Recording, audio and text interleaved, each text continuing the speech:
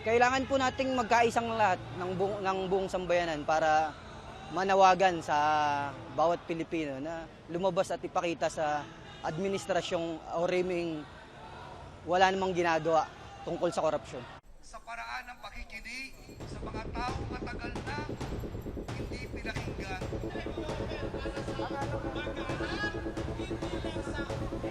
Kaya yung corruption na ito, lalong nagpapalala sa kahirapan.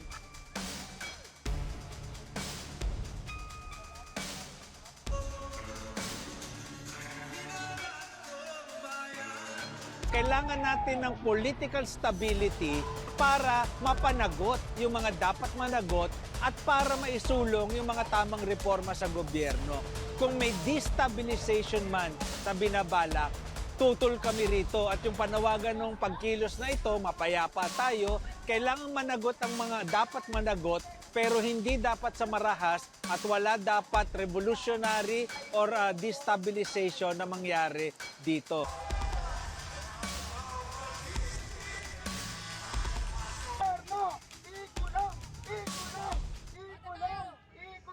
Mapapanagot lamang natin ang mga may kasalanan kung sila ay kakasuhan na, sila ay ipakukulong, at hindi na sila dapat ibalik sa pwesto.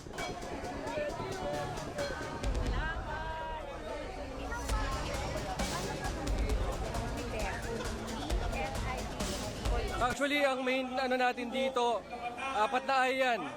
Ilantad natin, di ba? Tapos isauli lahat ng mga kinuha nila sa atin. Yun yung gusto natin, matagal na matagal pa. Di ba? Tapos ikulong. Okay? After natin makulong, iayon natin lahat doon sa konstitusyon. Lahat ng pamamaraan natin in the future, kung saan man tayo abutin, under the constitution tayo.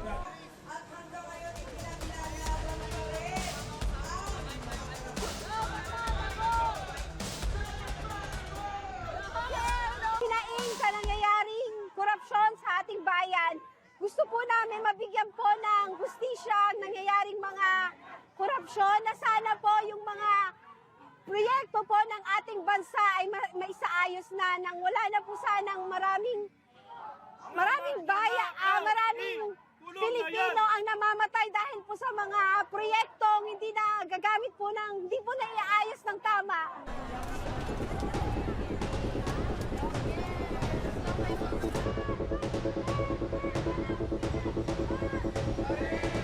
Nakapagpayag naman po sila ng kanilang mga saloobin ng isong na ito. Ito po ba sabi nga natin kahit ano pong mga, sabi nga natin mataas po ang pagrespeto ng inyong kapulisan sa kanilang karapatan na mamahayag ng iba't iba pong kanilang saloobin. Ang sa amin po dito, hindi po kami pwede na maging complacent po o sabihin na natin na kumpiyansa pagdating po sa pagbibigay ng seguridad. Pinakamataas po na antas ng seguridad para mabantayan natin hindi lamang po yung ating mga kababayan, kundi yung mga kapwa din po natin naglilingkod para sa bayan.